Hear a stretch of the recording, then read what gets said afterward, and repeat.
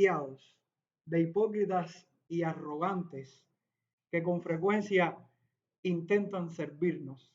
Si nosotros hacemos una mirada panorámica, vemos cómo el gran por ciento de los líderes que están hoy en el poder, tanto en poder político como en poder económico, como en poder eclesiástico, están henchidos de arrogancia, henchidos de hipocresía, cuando su función debería ser servirnos con humildad y con amor. Este sentimiento que sentimos cuando estamos frente a un líder que es arrogante, que es hipócrita, que dice querernos, pero sabemos que sus motivaciones no son las verdaderas, que presume de una falsa humildad cuando sabemos que lo que quiere es ser grande y poderoso. Lo que hace es llevarnos a una decepción y a dejarnos en un estado donde decimos, ¿dónde encontramos a alguien que nos pueda transmitir el amor y la humildad del servicio cristiano o del servicio en esta vida? ¿Y saben dónde lo podemos encontrar? En nuestro Señor Jesucristo. Y precisamente el texto que vamos a compartir hoy es un texto que se opone a todo lo que este mundo ha ofrecido con relación al servicio. Es un texto que resalta el amor de Cristo, la humillación de Cristo y el servicio de Cristo para que sus discípulos vivan de la misma manera y hagan lo mismo. La pregunta que te hago en esta mañana, ¿estás dispuesto a servir a Cristo en amor y humildad todos los días de tu vida? ¿Estás dispuesto a mirar esta virtud de nuestro Señor Jesucristo, la cual delegó en sus apóstoles y la cual está ofrecida para nosotros como creyentes? Le titulé un mensaje de hoy, la encomienda de nuestro Señor y Maestro. Y esta encomienda no es más que el servicio cristiano. Y vayamos a la escritura en el Evangelio de Juan, capítulo 13. Vamos a estar compartiendo hoy desde el versículo 1 hasta el versículo 20. Jesús lava los pies de sus discípulos. Y veremos aquí cuánta enseñanza podemos aprender de lo que hace Jesús con sus discípulos. Juan capítulo 13, verso del 1 al 20. Dice la palabra del Señor. Antes de la fiesta de la Pascua, sabiendo Jesús que su hora había llegado para que pasase de este mundo al Padre, como había amado a los suyos que estaban en el mundo, los amó hasta el fin. Y cuando cenaba, como el diablo ya había puesto en el corazón de Judas Iscariote, hijo de Simón, que le entregase, sabiendo Jesús que el Padre le había dado todas las cosas en las manos y que había salido de Dios y a Dios iba, se levantó de la cena y se quitó su manto y tomando una toalla se la ciñó. Luego puso agua en un lebrillo y comenzó a lavar los pies de los discípulos y a jugarlo con la toalla con que estaba ceñido. Entonces vino a Simón Pedro y Pedro le dijo, Señor, ¿tú me lavas los pies? Respondió Jesús y le dijo, lo que yo hago, tú no lo comprendes ahora, mas lo entenderás después. Pedro le dijo, no me lavarás los pies jamás. Jesús le respondió, si no te lavare, no tendrás parte conmigo. Le dijo Simón Pedro, Señor, no solo mis pies, sino también las manos y la cabeza. Jesús le dijo, el que está lavado no necesita sino lavarse los pies, pues está todo limpio. Y vosotros limpios estáis, aunque no todos, porque sabía quién le iba a entregar. Por eso dijo, no estáis limpios todos. Así que después que les hubo lavado los pies, tomó su manto, volvió a la mesa y les dijo, ¿sabéis lo que os he hecho? Vosotros me llamáis maestro y señor, y decís bien, porque lo soy. Pues si yo, el Señor y Maestro, he lavado vuestros pies, vosotros también debéis lavaros los pies los unos a los otros. Porque ejemplo os he dado, para que como yo os he hecho, vosotros también hagáis. De cierto os digo, el siervo no es mayor que su Señor, ni el enviado es mayor que el que lo envía. Si sabéis estas cosas, bienaventurados seréis si las hiciereis. No hablo de todos vosotros, yo sé a quienes he elegido, mas para que se cumpla la escritura, el que come pan conmigo levantó contra mí su calcañar. Desde ahora os lo digo antes que suceda, para que cuando suceda creáis que yo soy. De cierto os digo, el que recibe al que yo enviare, me recibe a mí, y el que me recibe a mí, recibe al que me envió. Oremos al Padre. Padre, tu palabra es bendita. Bendita para ser exaltada sobre toda palabra y todo pensamiento que pueda existir sobre la faz del universo. Ella es eterna, ella es inmutable y ella está puesta para que nuestras vidas sean edificadas y levantadas por el poder de tu Espíritu. Y te rogamos, Padre, en el nombre de Jesús, que nos hables por medio de tu Espíritu, que quites toda torpeza de mis labios como ser humano y que el Espíritu que obra en esta palabra pueda llegar a nuestros corazones y hacernos más como Cristo. En el nombre de Jesús. Amén. Vemos por este texto el lavamiento de los pies del Señor y Maestro a sus discípulos, quien los está preparando para ser enviados por Él en el respaldo del Padre. Y aquí nos encontramos con el hecho de que Jesús moriría muy pronto. Y esto le lleva a separarse de la multitud. Ahora entramos en un contexto en el Evangelio de Juan, donde ya la multitud no está cerca de Jesús, sino que Jesús se concentra en su círculo íntimo, con sus discípulos, con las personas más cercanas a Él, porque quiere transmitirles muchas verdades que se transmiten en lo privado y en el marco personal. Estos son los hombres que Jesús amaba. Estas son la gente que Jesús amaba, hombres y mujeres que están cerca de Jesús y que van a ver y que van a estar preparados por medio de estas enseñanzas ante la muerte de Jesús y lo que va a acontecer después de la muerte de Jesús. Y este texto comienza dando referencia a la despedida de Jesús. Esta despedida de Jesús con aquellos a los que amó hasta el final. El texto comienza diciendo, antes de la fiesta de la Pascua, sabiendo Jesús que su hora había llegado para que pasase de este mundo el Padre, como había amado a los suyos que estaban en el mundo, los amó hasta el final. Y esta introducción del versículo 1 nos lleva a observar dos aspectos básicos que lo encontraremos a partir de este momento en todo el Evangelio. Y el primero es la conexión que hay con la Pascua y con la muerte de Jesús. Recordemos lo que significaba la Pascua para los judíos. Recordemos que era el momento de la liberación del pueblo y ellos recordaban esa liberación, la cual había sido ofrecida a una nación que ya estaba conformada y escogida por Dios desde antes de los tiempos. Y vemos también que se necesitó un sacrificio para que el ángel de la muerte, cuando pasara por las casas y viera la sangre en los dinteles de la puerta, no matara a los primogénitos del pueblo de Dios. Entonces, esta relación y esta conexión entre la Pascua y la muerte de Jesús nos está alumbrando el camino para ver quién es el Cordero de la Pascua, que veremos unos capítulos después. Pero también hay algo importante en esta introducción y es el sumo amor permanente que Jesús muestra a sus elegidos.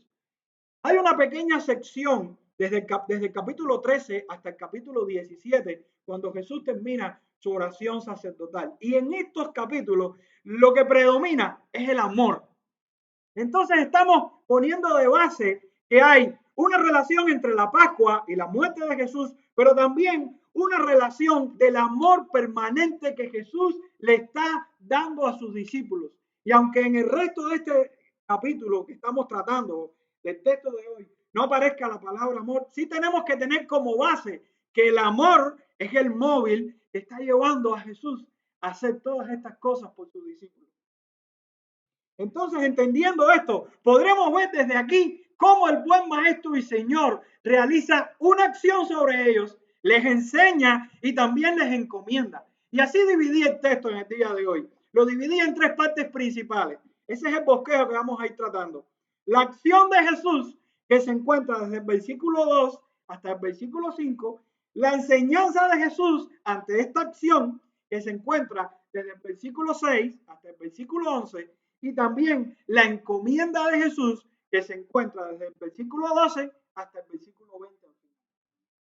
La acción, la enseñanza y la encomienda. Entonces, ¿cuál es la acción de Jesús? Dicen los versículos del 2 al 5. Y cuando cenaban, como el diablo ya había puesto en el corazón de Judas Iscariote, hijo de Simón, que le entregase, sabiendo Jesús que el Padre le había dado todas las cosas en las manos y que había salido de Dios, que a Dios iba, se levantó de la cena y se quitó su manto y tomando una toalla se la ciñó. Luego puso agua en un lebrillo y comenzó a lavar los pies de los discípulos y a enjugarlos con la toalla con que estaba ceñido. Notemos que hay un móvil en esta escena y un móvil que el escritor usa para que Jesús fuera movido a lavar los pies de los discípulos. ¿Y saben cuál era el móvil? La traición de Judas. La acción es el lavamiento de los pies, pero hay algo que llevó a Jesús a lavar los pies. Y el escritor cita que es la traición de Judas. Y aquí lo que estamos viendo es una pura concurrencia. Y lo hemos tratado en otros mensajes. ¿Qué era la concurrencia? Ante una misma acción, dos intenciones. El hombre peca y Dios obra para bien. Y aquí estamos viendo las malas intenciones de Judas ante la gloria de Dios para glorificar al Hijo por medio de su traición y de su muerte. El diablo había puesto en el corazón de Judas esta traición. Y esto no es más que la culpa personal que tiene este hombre que quiere traicionar a Jesús. Y hay ausencia de inocencia. Aquí hay pura maldad. Aquí hay puro engaño y aquí hay puras malas motivaciones. Y aquí se está reflejando la maldad de Judas contra Jesús. Pero Jesús sabía que el Padre le había dado todas las cosas en sus manos, que había salido de Dios y que a Dios iba. Esto no es un momento de derrota, es un momento de autoridad, es un momento de propósito y es un momento de exaltación del Hijo ante los planes del maligno. Ante la maldad de Judas, el Hijo tiene toda autoridad. Dios le había dado todas las cosas. El Hijo tenía poder para resucitar los muertos, tenía poder para dar vida, tenía poder para traer a los suyos hacia sí. Pero también es un momento donde se refleja el propósito. Él salió de Dios. Y eso implica que Él vino a esta tierra con un objetivo, con un propósito de salvar a los suyos, pero también que iba a Dios mostrando su exaltación y su estado de gloria. Entonces, aquí nos encontramos frente a un momento de concurrencia donde el mal se levanta contra Jesús. Ese mal lleva a Jesús a lavar los pies de sus discípulos y a tomar la acción. ¿Cuál es la acción? Lavar los pies de los discípulos. Y Jesús comienza a lavar los pies de los discípulos. Pero ¿qué implica esta acción de lavar los pies de los discípulos en la cultura del momento? Esto es una práctica de hospitalidad. Era común en la cultura del momento lavar los pies. Recordemos cómo vivían ellos, cómo vivían las personas y qué zapatos usaban. Usaban unas sandalias y caminaban por caminos llenos de fango, de polvo, de suciedad. Y las personas cuando iban de un pueblo a otro llegaban con los pies sucios, llenos de polvo, imagínese usted, y aún malolientes. Esto era un trabajo que cuando usted llegaba a su casa, aquí nosotros ponemos un pañito fuera de la puerta o buscamos, entra al baño. En aquel momento, ese era el momento cultural, donde las personas cuando llegaban a tu casa, era cortés por parte de los miembros de la casa que tus pies fueran lavados para que no entraras con los pies sucios a la casa. Pero la costumbre asumía algo interesante y es que nunca este era el trabajo del anfitrión de la casa. Este era el trabajo de la persona más baja de nivel cultural, o sea, de nivel social. Era el esclavo el que tenía que hacer esto, o la misma persona que entraba por la puerta. Pero nunca el anfitrión de la casa, nunca el líder, nunca la persona principal. Entonces estamos viendo aquí a Jesús haciendo una tarea de esclavo, haciendo una tarea de humillación, poniéndose como el último, pasando desapercibido delante de los demás. Él se está despojando de su grandeza. Él está mostrando esa humillación a través del trabajo que en la costumbre no le tocaba nunca a un maestro, no le tocaba nunca a una persona importante. Ese debería haber sido el trabajo de alguno de los discípulos al menos, pero del maestro. ¿Recuerda cuando Juan el Bautista dice, no soy digno de desatar la correa del calzado de mi maestro? Ahí Juan está haciendo referencia a esta costumbre. Imagínense cómo Juan se veía inferior, que dice, si este que es el trabajo de la gente más despreciable. Yo no soy digno ni de desatar el calzado de Jesús. Y sin embargo, vemos aquí a Jesús lavando los pies de los discípulos, llegando a un punto de humillación tan grande en el que se coloca como el último, como el esclavo, como el despreciado. Entonces pudiéramos decir que quien tiene toda autoridad, quien tiene el propósito eterno de salvar a los suyos y de ser exaltado en gloria celestial, es el mismo que está humillándose y mostrando el camino de humillación que deben tomar sus seguidores. Parece que el apóstol Pablo entendió muy bien esta verdad.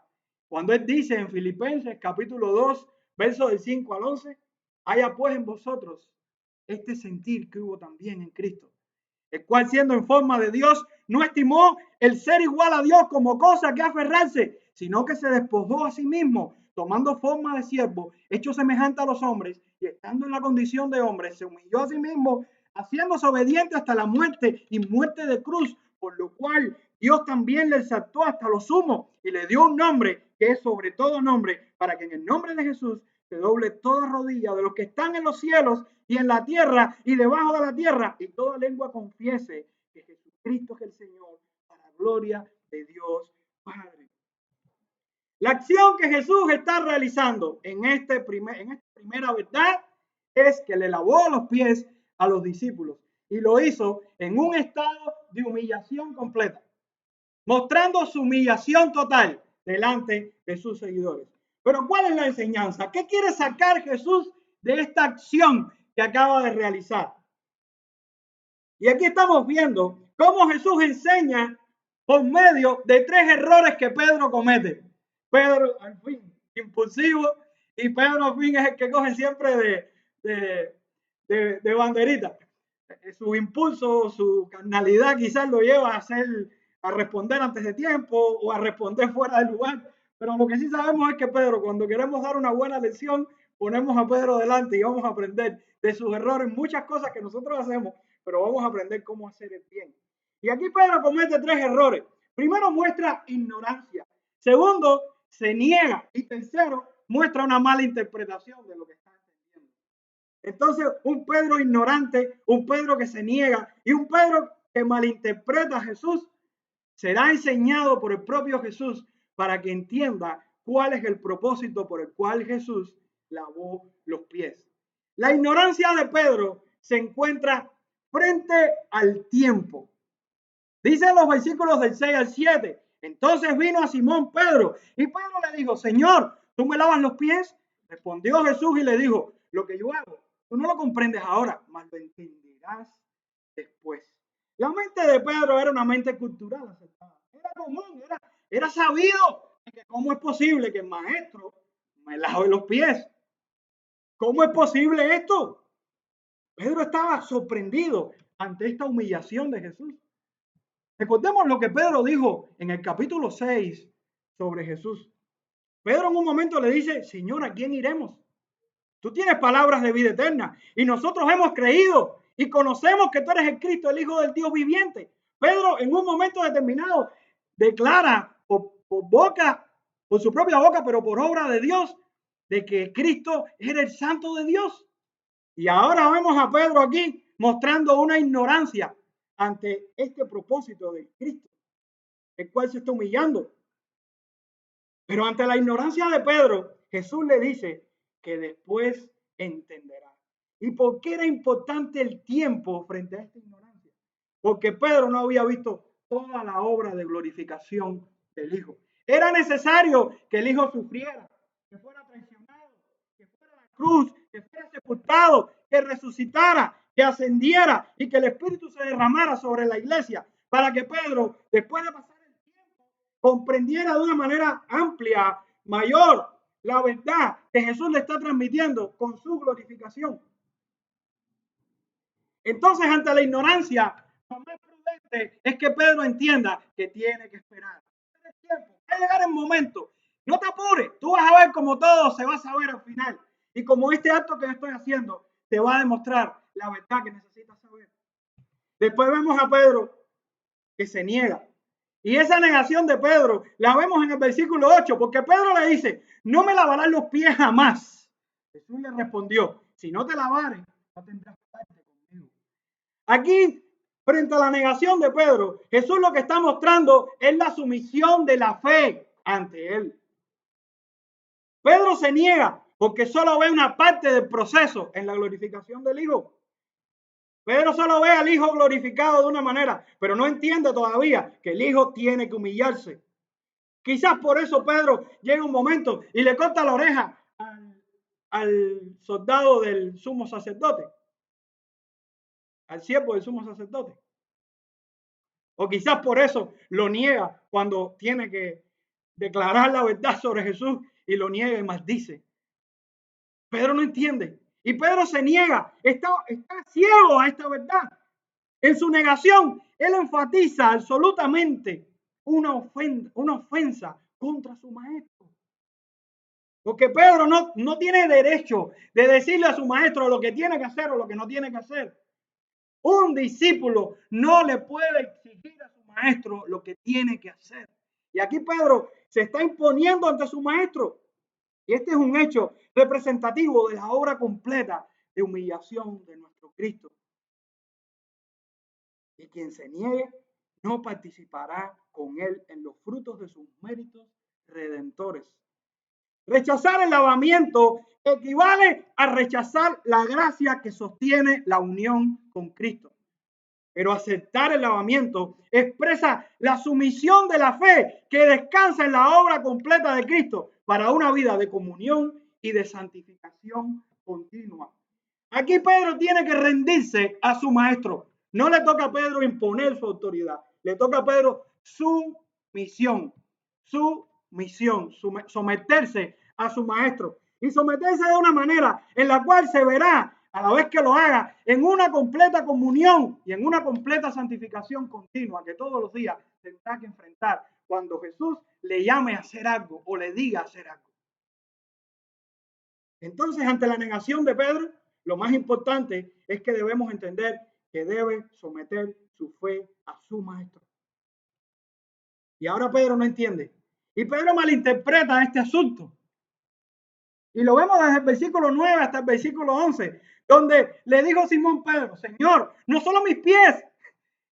Primero se niega y ahora quiere que lo lave completo. Dice, no solo mis pies, sino también las manos y la cabeza. Jesús le dijo, el que está lavado no necesita sino lavarse los pies, pues está todo limpio y vosotros estáis limpios. Aunque no todos, porque sabía quién le iba a entregar. Por eso dijo, no estáis todos limpios. Pedro sigue sin entender y pide ser lavado completo.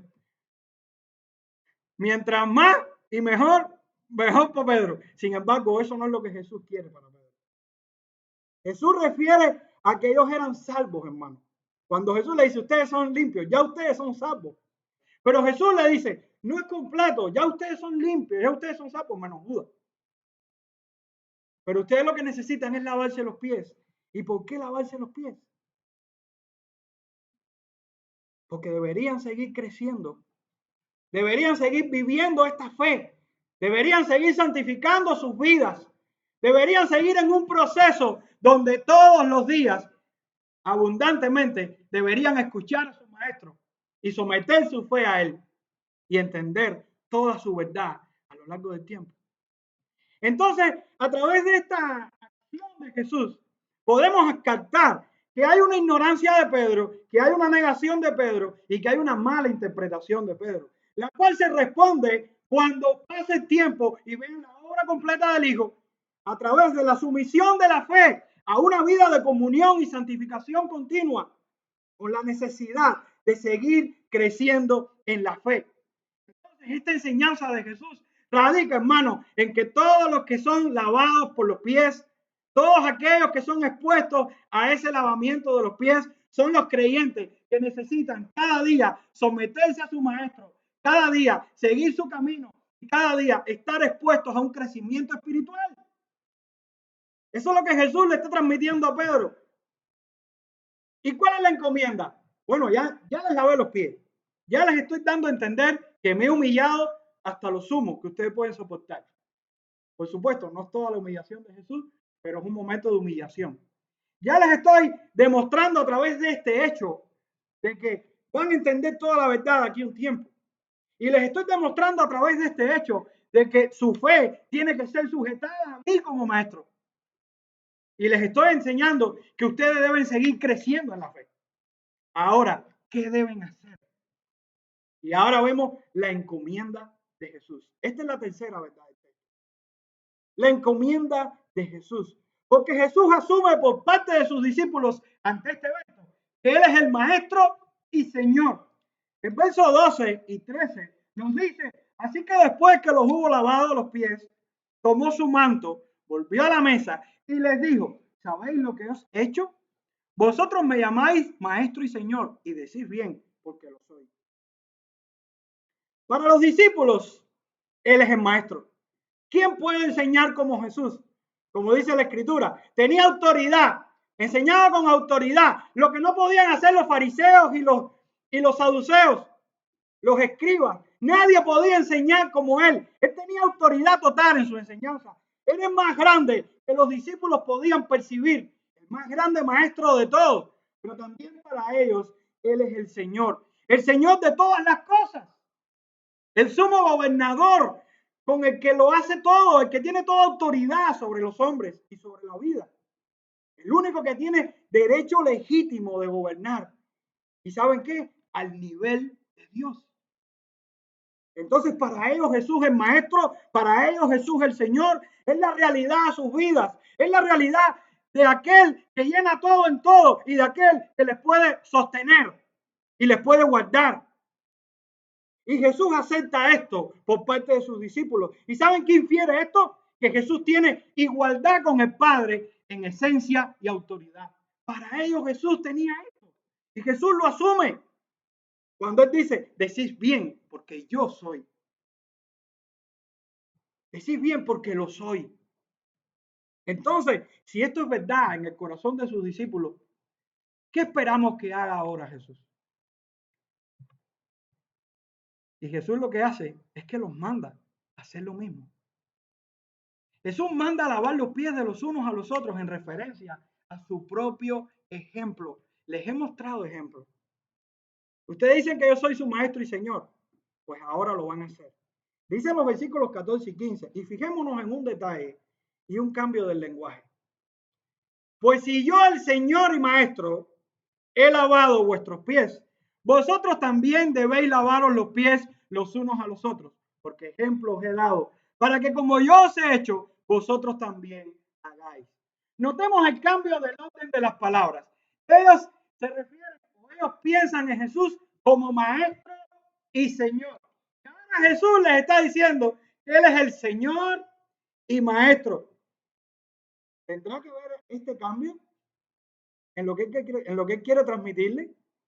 Un Señor que exige el derecho a la obediencia y un maestro que les ordena a hacerlo. Y me encanta este juego de palabras, porque los discípulos conocen a Jesús por medio de sus enseñanzas. Y una vez que son expuestos a sus enseñanzas como maestros, ellos le asumen como Señor, que gobierna sus vidas. Pero ahora estamos viendo a Jesús, que es su Señor, y se está mostrando como su Señor, como aquel que tiene toda la autoridad sobre ellos, para decirles lo que tienen que hacer y a dónde tienen que ir. Lo que aprendimos en un momento de Jesús nos lleva a contemplarle como lo que Él es. Pero también Jesús se da el derecho de exigirnos a nosotros lo que tenemos que hacer, porque es nuestro Señor y nos está enseñando como maestro lo que tenemos que hacer. Y este orden de las palabras es muy importante, porque aquí es donde cambia nuestra concepción de Cristo. Aquí es donde cambia nuestra actitud de ser personas que están sentadas en un banco y que viven una vida pacífica y pasiva en el Evangelio, a convertirnos en predicadores de su palabra, en servidores de Él, en fieles servidores de Él, en cualquier área de la que tenemos que enfrentar. Y esto es lo que marca una diferencia. Jesús es nuestro Señor. Y no olvidemos que la base moral por la que Él está exigiendo a sus discípulos es que Él lo hizo por ellos. Y Jesús muestra las implicaciones de esto. Y lo vemos en el versículo 16 y 17, porque dice, de cierto os digo, el siervo no es mayor que su señor, ni el enviado es mayor que el que lo envió. Si sabéis estas cosas, bienaventurados seréis si las hiciereis.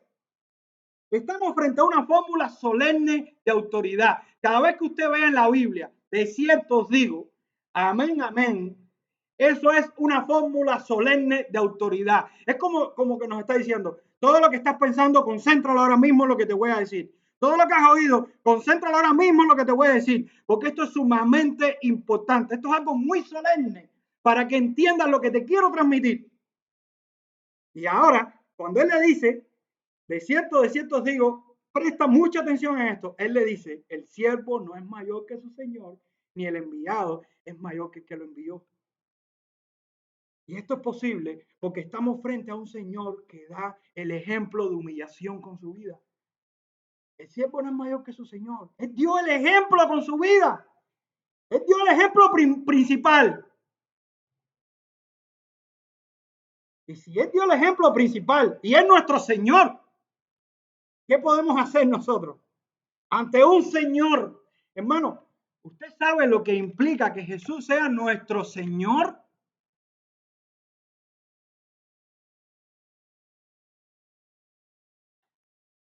Un Señor tiene autoridad sobre su Hijo al nivel de Dios y Abraham. Y decirle a su hijo, decirle a Abraham, sacrifica a tu hijo. Porque Abraham lo hizo, independientemente de que la Biblia da razones. Pero parte de estas razones es porque Dios era su Señor. Y él tenía total sujeción a su Señor y obediencia a su palabra.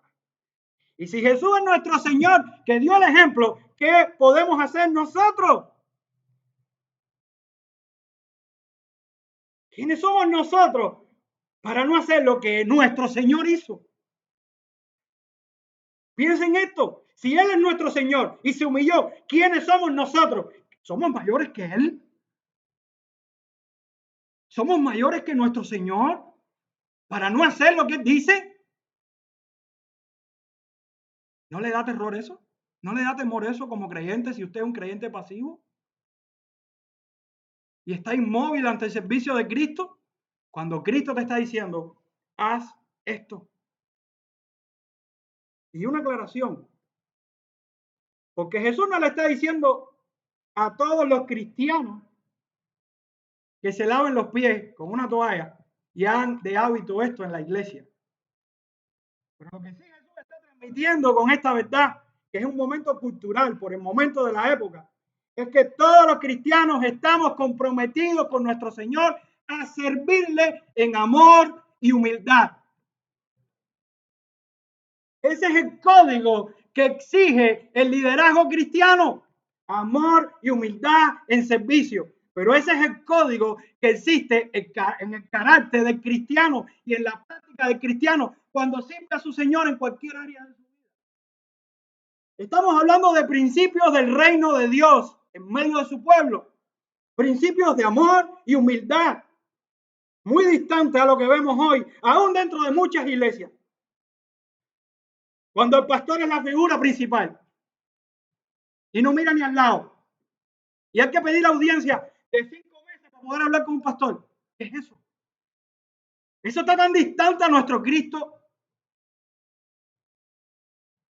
O cuando hacemos obras por quedar bien, o porque la gente nos apruebe o nos aplauda, pero no por ser invisible. O cuando publicamos en la red todo lo que hacemos para que la gente vea que somos pastores, somos líderes o somos buenos cristianos. Hermano, todo eso es basura.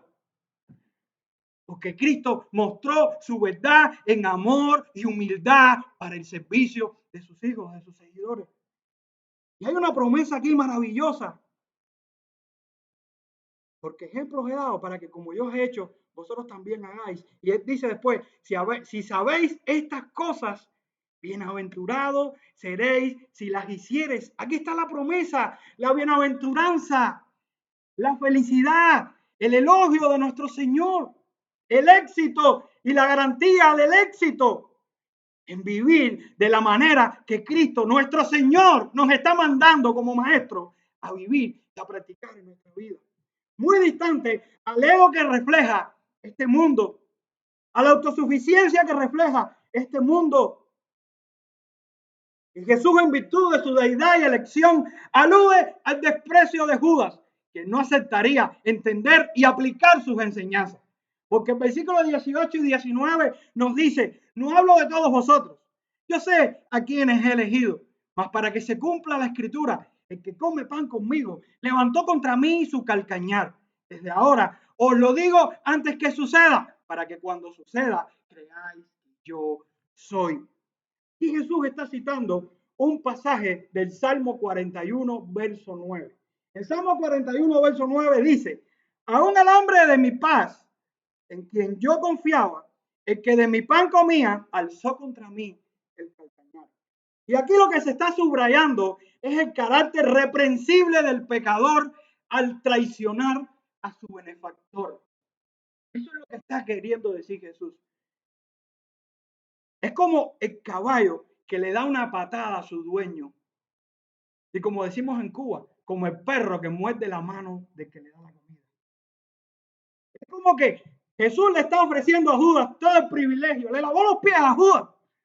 Le está ofreciendo todo el privilegio que le está dando a sus hijos, sabiendo aún que Judas era un traidor. Y Judas lo traiciona. Judas era totalmente consciente de lo que estaba haciendo, era responsable de lo que hacía, pero también esto confirma la irrefutable verdad de que Jesús lo sabe todo y que esto era un plan divino. ¿Y saben lo sorprendente de esto? Que a Jesús revelar de que Jesús sabía lo que Judas iba a hacer, el texto dice: desde ahora os lo digo antes que suceda, para que cuando suceda creáis que yo soy. Nuevamente estamos frente al yo soy. Jesús está revelando por medio de su omnisciencia que Judas le va a traicionar para que sus apóstoles, sus discípulos crean que Él es Dios. Qué glorioso es saber de que nuestro Señor y Maestro es Dios. Y que se está revelando en medio de su humillación, pero también en medio de su omnisciencia, para que sus discípulos acaben de entender, de comprender y reafirmar todo lo que han ido viendo por medio de Él, que Él es el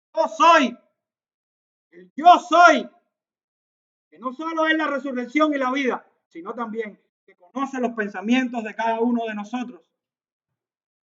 Jesús declara el respaldo del Padre y lo está mostrando en medio del último versículo, porque el último versículo dice: de cierto os digo, el que recibe al que yo enviare, me recibe a mí. Y el que me recibe a mí, recibe al que me envió. Nuevamente, volvemos a la fórmula solemne de autoridad. Y nuevamente Jesús vuelve a decir: de cierto, amén, amén. Esto es tan importante, hermanos, que podemos pensar en muchas cosas, pero esto no se nos puede olvidar. Nuevamente Jesús vuelve a decir esto, pero para decirnos que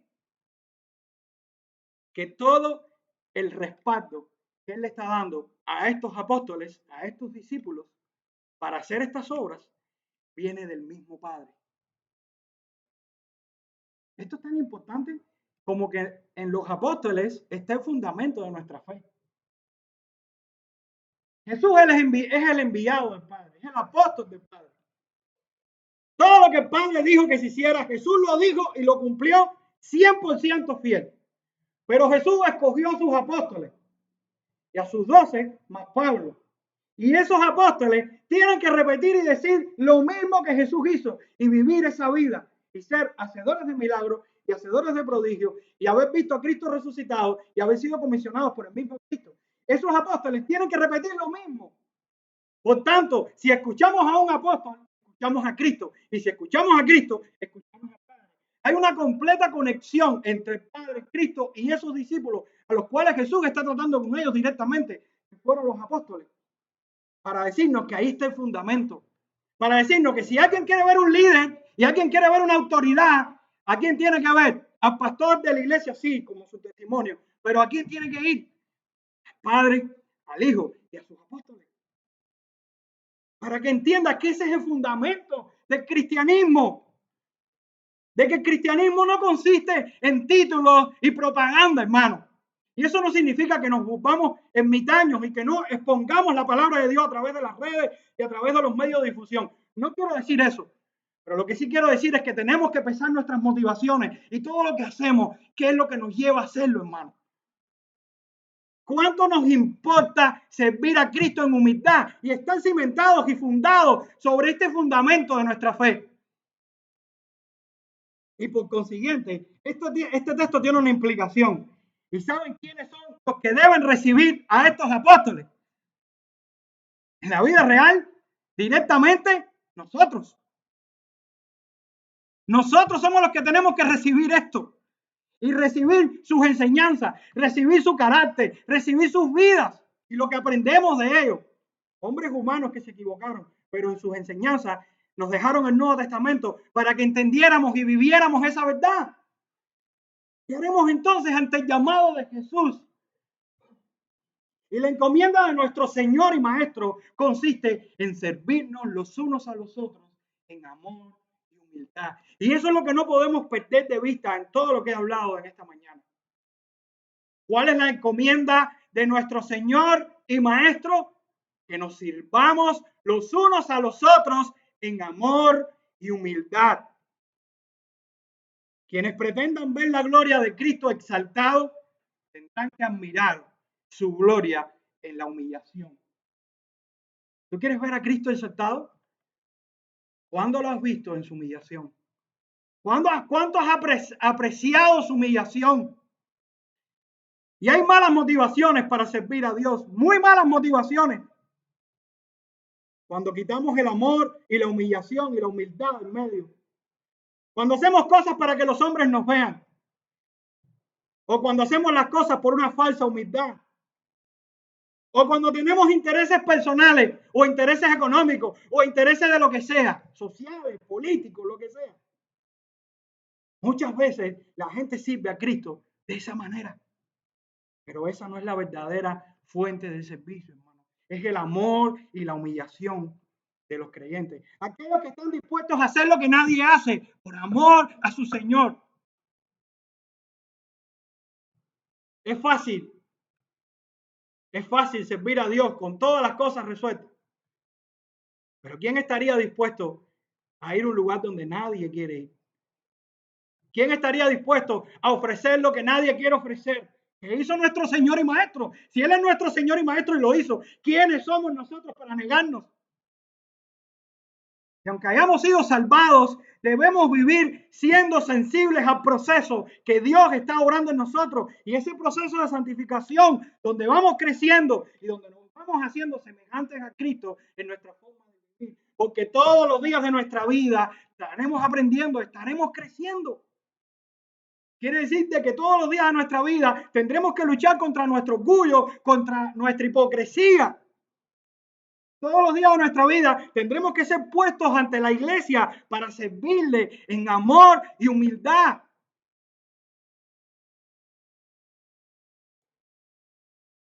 Y yo te pregunto, iglesia, en este momento, si Jesús es tu maestro y Señor, ¿también será tu Señor y maestro? Si Jesús es tu maestro y Señor, el cual te enseña y dices ahora que es tu Señor, ¿será tu Señor y maestro? ¿Será aquel que te ordena hacer las cosas que Él te enseña que tienes que hacer?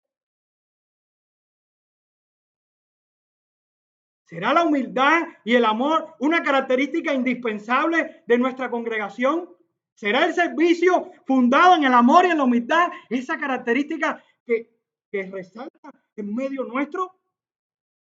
El yo soy quien es benevolente con aquellos que están dentro del grupo y que aún conoce sus corazones. Es benevolente. No desperdicies esa benevolencia. Y si no eres cristiano, deberías también pensar de que Jesús conoce tu corazón como conocía el corazón de Judas. Conoce tus pecados como conocía los pecados de Judas. Y le dio una oportunidad a Judas, a pesar de que sabía que Judas era un pecador y lo iba a traicionar. Estás ahí, estás en la mesa, estás comiendo lo que comen todos, pero esa comida tendrá vida para ti. Y yo creo que es una alerta a aquellos que no conocen al Señor, de entender de que porque estés en una iglesia, no desperdicies el momento y el tiempo de que se te esté predicando la palabra. Porque Jesús le dio a Judas abundantes momentos para que Judas entendiera y se arrepintiera, y no lo quiso hacer. ¿Eres diferente a Judas o eres igual? Porque si no amas al Señor, y maestro, probablemente no sea tu maestro y Señor, y probablemente sea Judas en medio nuestro. ¿Qué crees que hará Jesús con Judas en los próximos capítulos? Y no solo tenemos la responsabilidad de servir en humildad, sino también de recibir esta verdad como la iglesia del Señor. Como iglesia, como cristianos, tenemos la responsabilidad de recibir estas verdades, de apropiar estas verdades, de disfrutar estas verdades y de amar estas verdades. Porque nuestro Señor y Maestro nos sirvió en un plano de humildad. Él no tenía que hacerlo. Él es Dios, hermano, sobre todo nombre. Y vino a esta tierra y se humilló hasta lo más sumo. Y se humilló a lavarle los pies sucios y apestosos de sus discípulos. Y te lava los tuyos y los míos en nuestro corazón todos los días. Se acercó a nosotros, pecadores igual, corruptos, ignorantes, que no entendemos nada. Y Él nos está encomendando a hacer lo mismo con los demás, a tener misericordia con los demás, a tener compasión con los demás, a pensar de que este mundo que va a acabar y que vivimos la eternidad en sus manos y de que nuestra vida se va a acabar un día. Pero ¿qué estás haciendo hoy por nuestro Señor y Maestro? Como iglesia, hermanos, tenemos una responsabilidad. Cada uno es miembro, cada uno es parte del cuerpo, cada uno tiene dones, cada uno tiene funciones, cada uno tiene obligaciones dentro del cuerpo. La iglesia no es de un pastor y de un diácono. No, hermanos. La iglesia, el peso de la iglesia no puede recaer sobre el pastor y un diácono. Y dos hermanos que son los que lo hacen todo. Deberían nacer de esos bancos las personas que sirven. Deberían nacer de esos bancos las personas que ayudan en todos los sentidos. Y esto es un llamado a la iglesia, hermano. A la iglesia a entender cuál es su papel en este mundo. Una iglesia que ama en humildad. Una iglesia que sirve en humildad. Como iglesia tenemos esta responsabilidad. El llamado de hoy es a ser encomendados por nuestro Señor. Así que si el Señor y Maestro en esta hora te ha hablado, creo que deberías meditar en tu mente y dedicarle un segundo de tu pensamiento a cuánto de tu vida debes cambiar, a cuántas decisiones debes tomar o cuántas decisiones debes dejar de tomar. Todo depende del camino que estés tomando.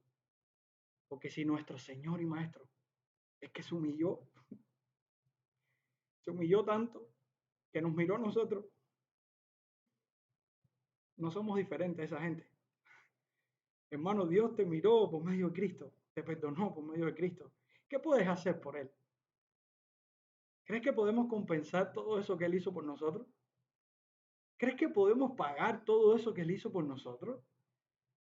¿Crees que podemos pagar en gratitud todo lo que Él hizo por nosotros? No, hermano, no podemos. Simplemente es escuchar su voz, es escuchar sus palabras, porque Él es nuestro Señor. Él nos encomienda, nos ordena lo que tenemos que hacer y ya. Y si lo perdemos todo por seguirle, lo perdemos. No importa. Vale la pena. ¿Saben por qué? Porque lo podemos perder todo. Pero tenemos lo más importante, a Cristo, en toda su verdad. Oremos al Señor. Padre, Cristo es nuestro Salvador, pero también es nuestro Señor, el cual tiene derecho de gobernar nuestra vida.